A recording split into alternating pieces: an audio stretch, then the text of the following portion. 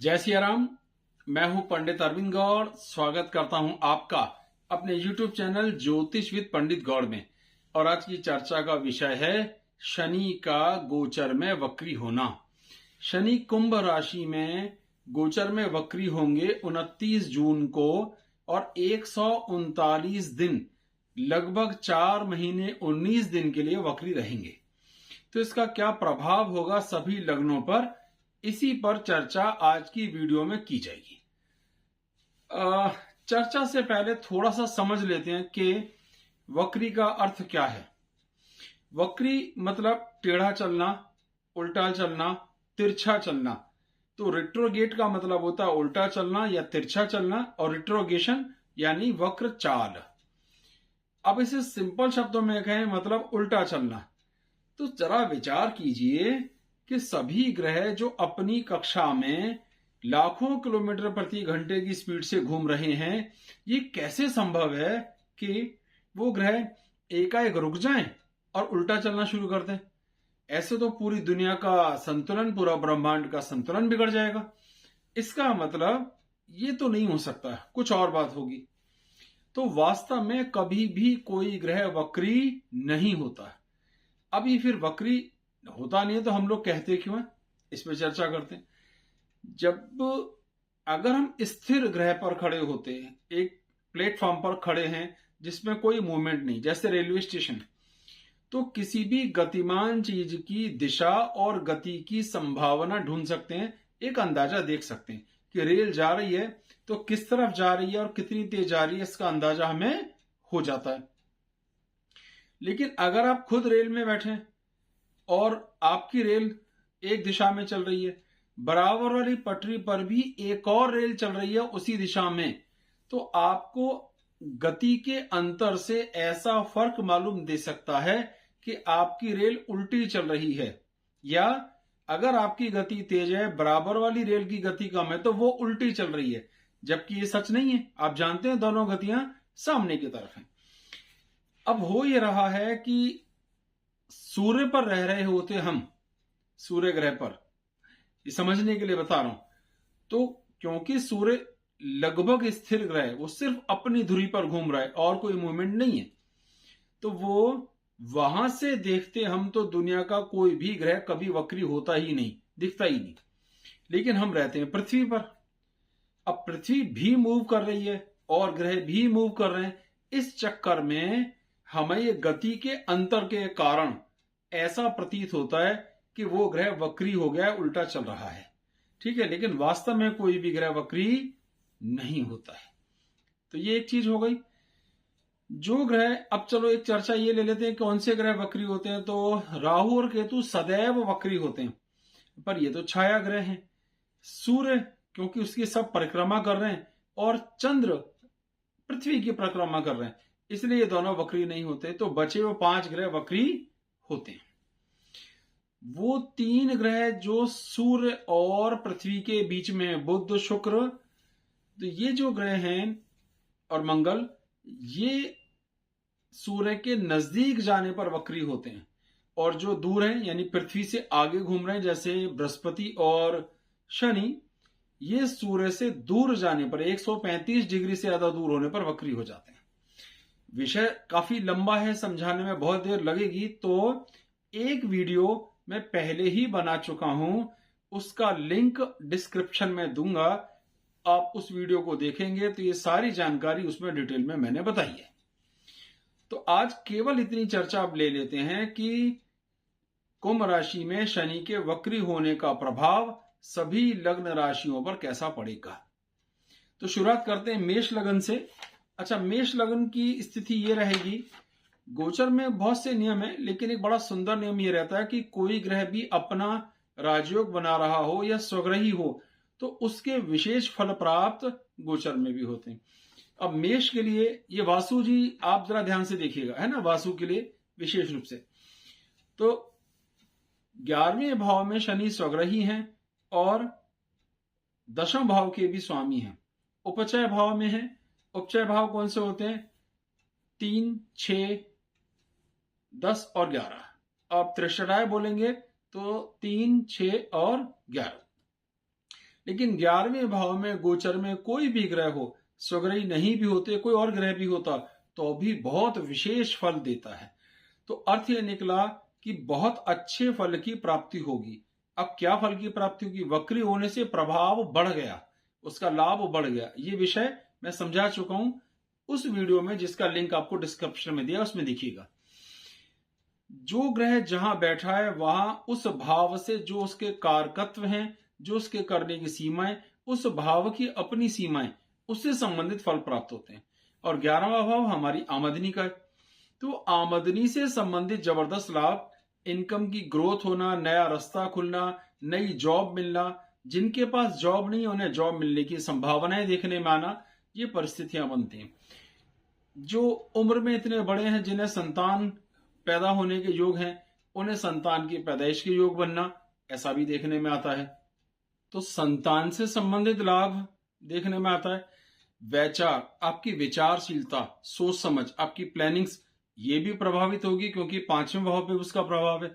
सेहत को लेकर के थोड़ा सा नेगेटिव हो सकता है, छोटी मोटी चोट लगना, थोड़ा सी हेल्थ इश्यूज माइनर, थोड़ा आलस हो जाना हो सकता है, लेकिन आमदनी के लिए जबरदस्त अच्छा प्रभाव देखने में जरूर आएगा। ऐसी कोई भी समस्या यहाँ पे नहीं दिखाई देती।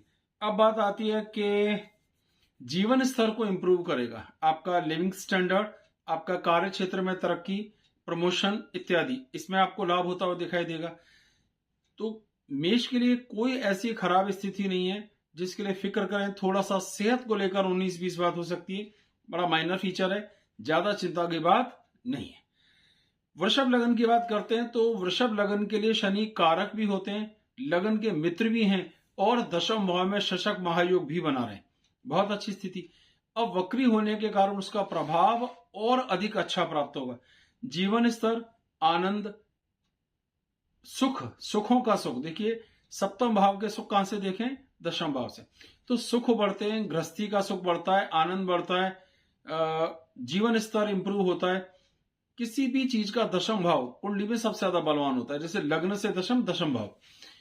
तो दशम भाव के अत्यधिक बलवान होने से आपको यहाँ पे जो परिस्थितियां बन रही शनि के कारण, जीवन स्तर, तरक्की, कार्य क्षेत्र में यश और मान सम्मान का मिलना, भाग्य का इंप्रूवमेंट होना, पिता का आशीर्वाद और कृपा प्राप्त होना, सुखों की वृद्धि होना, ये सारे योग दिखाई देंगे। 19-20 चीज कभी कभी अपने मान सम्मान की तो प्राप्ति होती है, लेकिन उन सुखों को मेंटेन करने का भय बना रहता है।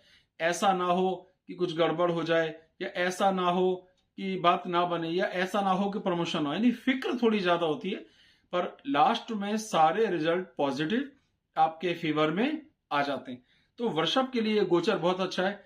लग्नी की दृष्टि वैवाहिक जीवन पर पड़ रही है, इसके कारण कभी कभी थोड़ा बहुत आपसी सामंजस्य में छोटी मोटी कमियां देखने में आ सकती हैं। अलावा इसके यहाँ पे कोई भी समस्या नहीं है, स्थिति बिल्कुल ठीक है, रिजल्ट बहुत बढ़िया आने चाहिए। तो वृषभ के लिए भी गोचर में किसी तरह की कोई परेशानी आती हुई दिखाई नहीं देती। मिथुन के लिए बात करते हैं तो 9वें भाव में स्वग्रही होकर के बैठे हैं, अच्छे हैं, और दशम भाव के 9वें भाव में बैठे हैं, और अष्टम भाव के भी स्वामी हैं। अष्टम के स्वामी होने से कमजोर हुए, 9वें के स्वामी होने से न्यूट्रल हुए, पर स्वग्रही हैं इसलिए फेवरेबल हुए। वक्री हो गए तो और अधिक फेवर वाले हो गए। तो ऐसी परिस्थिति में भाग्य, पिता का आशीर्वाद, भाग्य का बढ़ना, धर्म का बढ़ना, पिता का आशीर्वाद की प्राप्ति होना, संतानों का सुख, संतान का सुख प्राप्त होना, संतानों की कामयाबी का सुख प्राप्त होना, उनकी कामयाबी हो, उनको यश मिले, उनकी तरक्की हो, ऐसी सारी स्थितियां बनती। कोई ऐसी विशेष खराबी यहां पे नहीं है। कभी कभी ऐसा देखने में आता है कि आपको कंधों से संबंधित या बाजुओं में दर्द की कोई शिकायत हो सकती है, थोड़ी बहुत, ऐसी ज्यादा नहीं पर थोड़ी बहुत। इनकम को लेकर के भी कभी कभी छोटे मोटे तनाव देखने में आ जाते हैं, लेकिन भाग्य का सहारा बहुत अच्छा मिलता है। बाज वक्त लोग क्या करते हैं कि ना भाग्य के ही सहारे बैठे रहते हैं, कर्म पे ध्यान नहीं देते। लेकिन अगर मेहनत पे भी ध्यान दिया जाए तो बहुत अच्छे रिजल्ट, अच्छी सेविंग्स, घूमने फिरने की मौके मिलेंगे, यात्राओं का मौका मिलता है, कुछ गूढ़ विद्याएं सीखने का भी मौका मिलता है, कुछ नई चीज सीखने का मौका मिलता है। तो मिथुन के लिए भी लमसम इसका तालमेल, इसका जो गोचरीय प्रभाव है, शुभ है। कर्क के लिए बात करते हैं। अच्छा प्रशांत जी, आप जरा ध्यान से देखना इसको।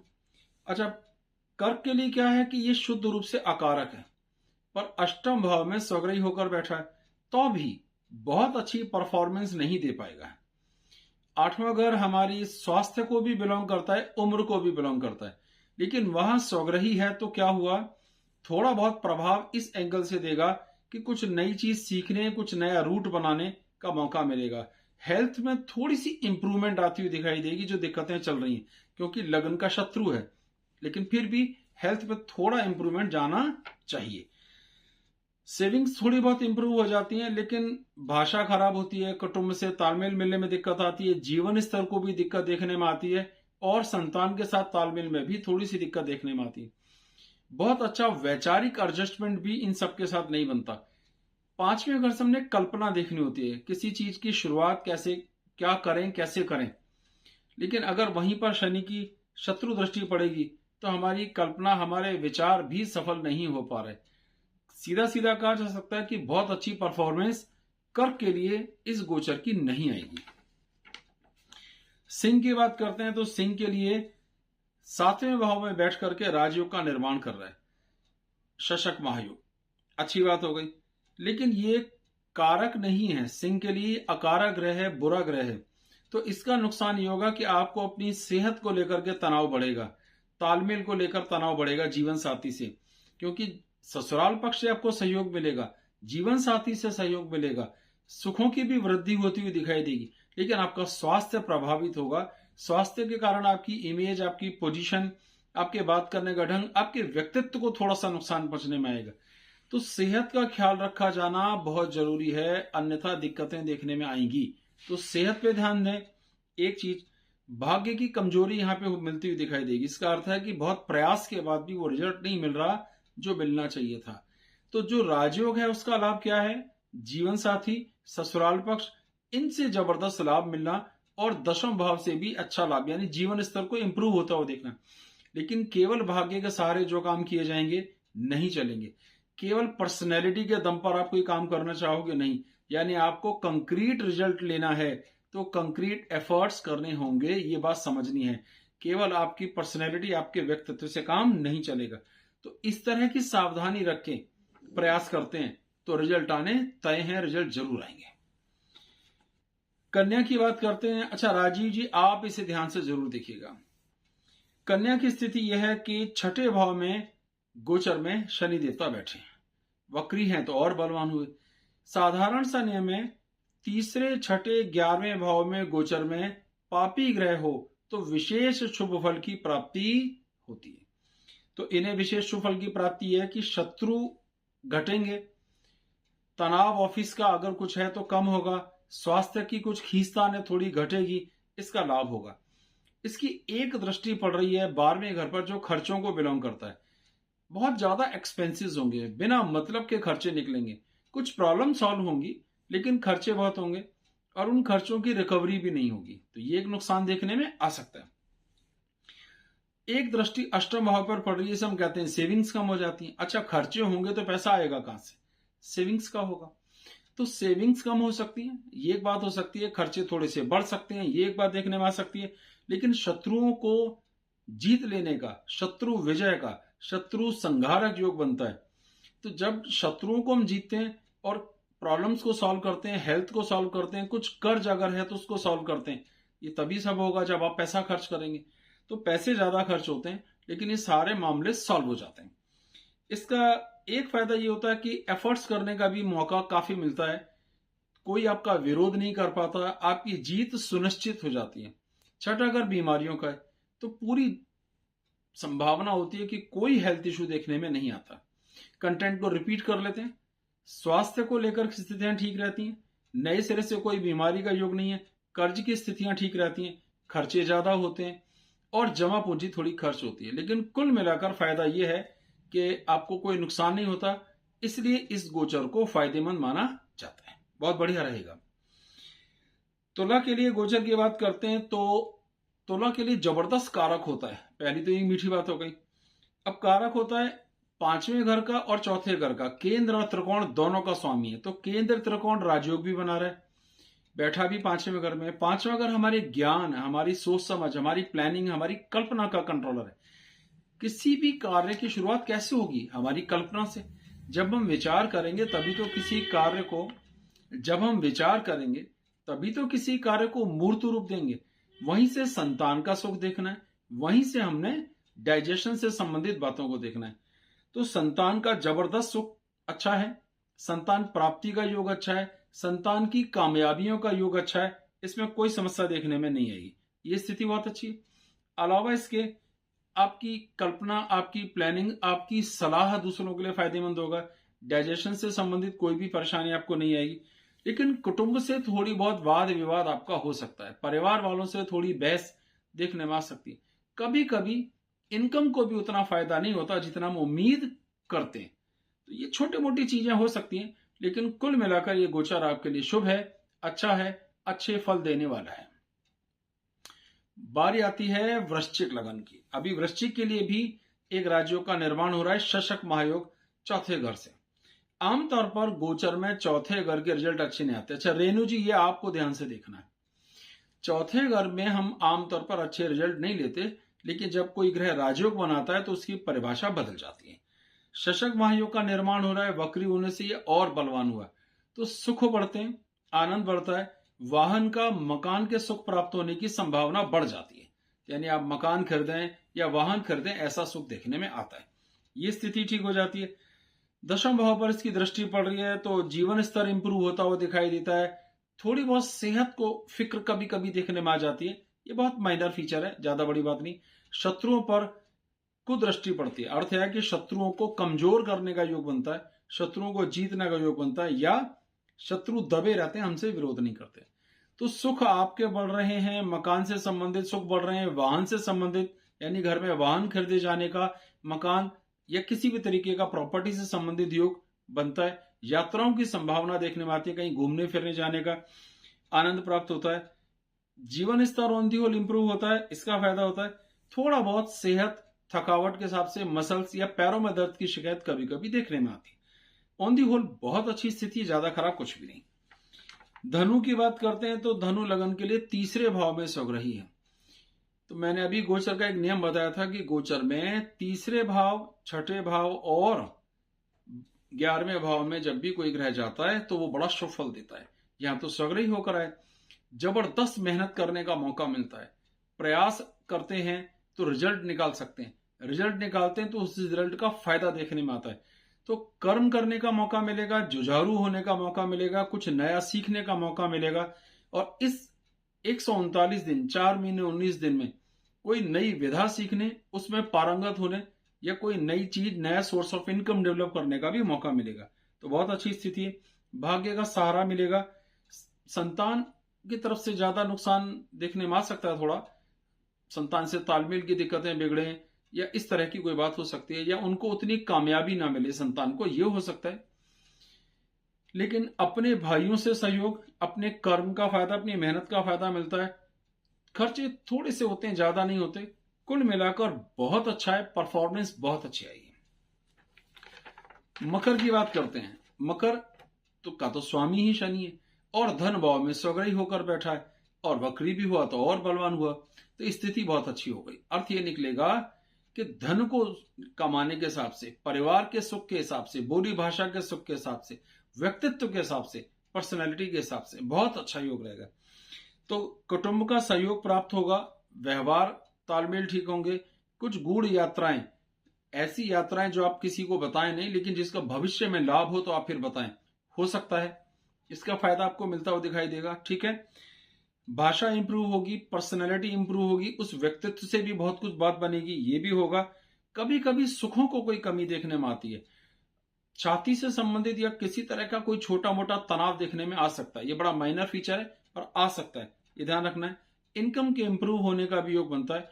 कुछ ऐसे झगड़े झंझट वाली जगह से भी पैसे कमाने का मौका मिलता है, कमीशन के रूप में, जहां आमतौर पर इनकम होती नहीं, पर आपको मौका मिलेगा।